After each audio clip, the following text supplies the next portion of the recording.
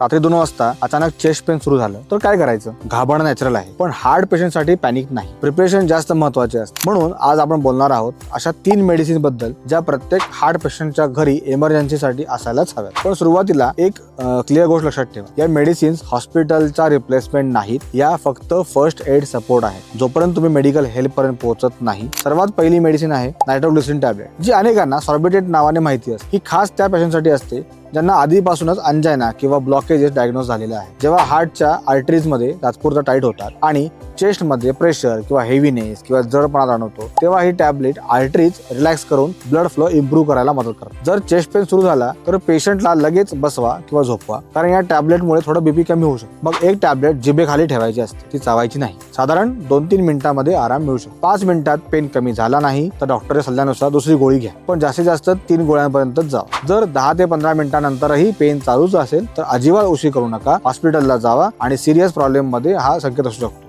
आता दुसरी महत्वाची मेडिसिन ॲस्पिरिन 300 mg. जर हार्ट अटॅकचा स्ट्रॉंग डाऊट असेल, जसं की सिव्हिअर चेस्ट प्रेशर, जास्त घाम येणं, उलटीसारखं वाटणं, श्वास घेण्यात त्रास होणं, अशा वेळी ॲस्पिरिन चावून खाणं लाईफ सेव्हिंग ठरू शकतं. ती गिळायची नाही, च्यू करायची, कारण चावल्यामुळे ॲब्सॉर्प्शन फास्ट होतं आणि ब्लड क्लॉट तयार होण्याची प्रक्रिया स्लो होते. पण एक अट आहे, जर पेशंटला ॲस्पिरिनची ॲलर्जी असेल किंवा डॉक्टरने आधीच बंद करायला सांगितलं असेल तर स्वतःहून घेऊ नका. तिसरी गोष्ट जी लोक इग्नोर करतात ती म्हणजे रेग्युलर प्रिस्क्राइब मेडिसिनचा प्रॉपर स्टॉक. अनेक इमर्जन्सीज फक्त यामुळे होतात की पेशंटने बीपीची मेडिसिन नाही घेतली किंवा ब्लड थिनर स्किप केलेले असतात. प्रत्येक हार्ट पेशंटच्या घरी किमान 7 ते 10 दिवसांचा रेग्युलर मेडिसिनचा स्टॉक असायलाच हवा. जर तुम्हाला क्लोपिडोग्रिल किंवा इतर अँटीप्लेटलेट मेडिसिन दिली असतील तर ती अचानक बंद करणं धोकादायक ठरू शकतं. आता एक प्रॅक्टिकल पॉईंट, फक्त मेडिसिन घरात ठेवणं पुरेसं नाही. घरच्यांना माहिती असायला हवं की इमर्जन्सी मध्ये काय करायचं.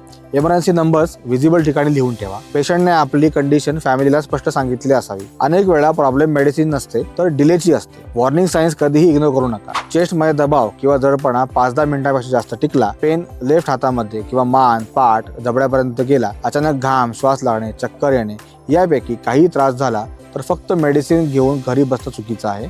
हॉस्पिटलला जाणं एवढंच महत्वाचं आहे आणि हिची प्रायोरिटी असली पाहिजे. पण खरी जी इमर्जन्सी हँडल करायला नाही, इमर्जन्सी टाळण्यात आहे. रेग्युलर वॉकिंग, वेट कंट्रोल, कमी मीठ, स्ट्रेस मॅनेजमेंट आणि वेळेवर चेकअप हे सगळं हार्ट स्टेबल ठेवतं. जर तुम्ही हार्ट पेशंट असाल किंवा फॅमिली हिस्ट्री असेल तर प्रॉपर मॉनिटरिंग खूप गरजेची आहे. माधोबा क्लिनिक आणि हॉस्पिटल्समध्ये हार्ट पेशंटसाठी आयुर्वेदिक अप्रोच सोबत लाईफस्टाईल करेक्शन आणि रेग्युलर मॉनिटरिंगवर विशेष लक्ष दिलं जातं, ज्यामुळे लॉंग टर्म रिस्क कंट्रोल करण्यात मदत होते. लक्षात ठेवा, घरी इमर्जन्सी मेडिसिन्स रेडी ठेवणं स्मार्ट आहे, पण डिसिप्लिन लाईफस्टाईल ठेवणं हीच सर्वात मोठी प्रोटेक्शन आहे. जर ही माहिती युजफुल वाटली असेल तर व्हिडिओला नक्की शेअर करा आणि कमेंट करून सांगा तुमच्या घरी या मेडिसिन अवेलेबल आहेत का. आणि हेल्थ संबंधी अशाच प्रॅक्टिकल आणि लाईफ सेव्हिंग गायडन्ससाठी आमच्या चॅनलला सबस्क्राईब करायला विसरू नका.